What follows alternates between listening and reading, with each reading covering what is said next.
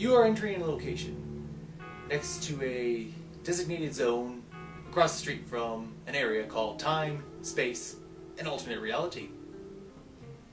You may find yourself asking questions like, where did he acquire such a cool power-up? How do I get to that secret bonus level? And when will they release a new nifty hat for me? There are many of these questions, and we will do our best to answer as many of them as we can, as Aperture Gaming is proud to present the DLC Zone. Greetings, fellow test subjects! Test subject 1337 here for Aperture Gaming. They make it, we test it, you play it. And welcome to the DLC Zone. This is the final part of the 4-part Batman Arkham Knight DLC series for November. So, once again I found these two DLCs to kind of coincide with each other. So, the first DLC I'm going to review is Catwoman's Revenge. Now this DLC, it takes place directly the next night after the events of the Arkham Knight. So Selina Kyle, she was involved with, alright, I gotta warn you, if you haven't gotten to Catwoman yet in the game, this may be a little bit spoilery, so word to the wise, if you haven't come across Catwoman yet, you might want to skip this review. Okay? Are they gone? Alright. So for this DLC, it's the night after the Arkham Knight, and Catwoman, she was basically Riddler's hostage for most of that game, as you know. And so she wants some payback. After squeezing one of his informants, she finds this toy store, Winslow's Toys, and she finds out this is where Riddler has all his money, and it's basically where he's having his robots built. So, what better way to hurt him than to steal his cash and to destroy his robots once and for all? And I gotta admit, I like the concept of this. It's pretty cool. This DLC relies very heavily for the first part on stealth. It is mostly a predator area, and I like this because we have never been inside this level before. It's a very unique level. I like the layout of it, and it's an interesting. You have to do stealth, and then you have to switch to combat. So I like how it kind of works out like that. Yeah. So after you get access to the robot factory, you discover Edward Nygma is trying to find a way to break out of prison.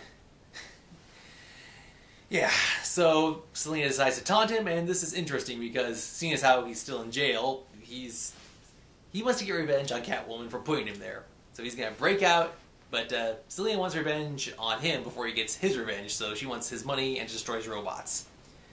So the Riddler decides to use his robots to destroy Selina. Now, I like the idea of this. You have to fight his robots, but this was kind of annoying because near the end, as you fought the robots, the ground would start to have pad after pad after pad electrify until you were trapped inside. You were surrounded on all sides by the electric pads, and only 4 of them were non-electrified.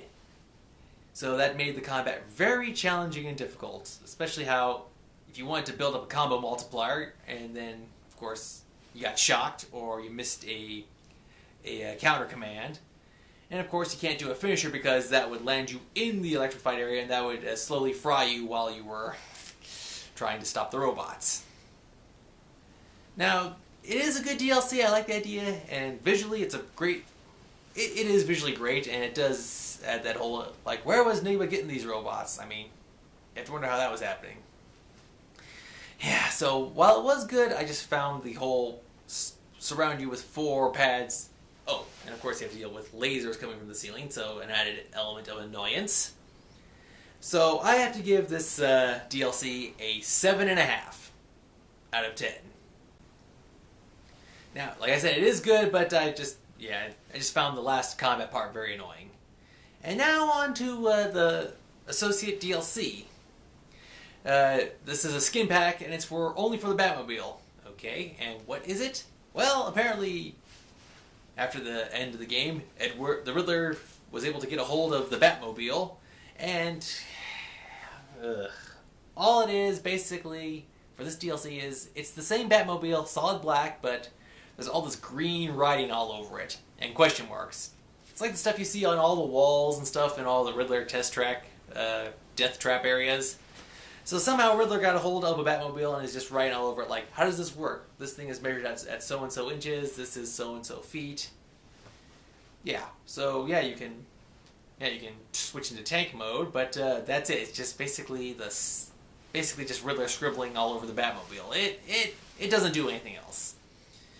So for this lackluster DLC, I'm pairing it with the other Riddler DLC, but for this one, the Riddler skin pack, I give it a 6 out of 10. Now for me, since I paid for the whole season pass, all of the DLCs are free, so I honestly don't know what the price for that one is, but I'm just wondering, okay, what's the price for just a skin pack that doesn't really, do anything?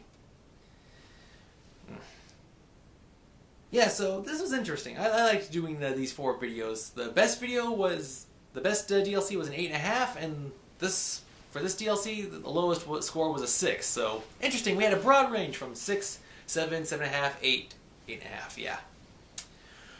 Well, that's all the time we have for this episode. Thank you for watching. This has been test subject 1337 for Aperture Gaming.